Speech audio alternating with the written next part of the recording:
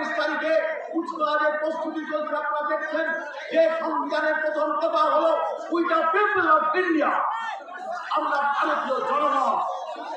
আজকে ভারতীয় জনগণকে ধুলায় লুণ্ঠিত করা হচ্ছে ধর্মীয় বিভাজনের মাধ্যমে। কি কেন্দ্র কি রাজ্য?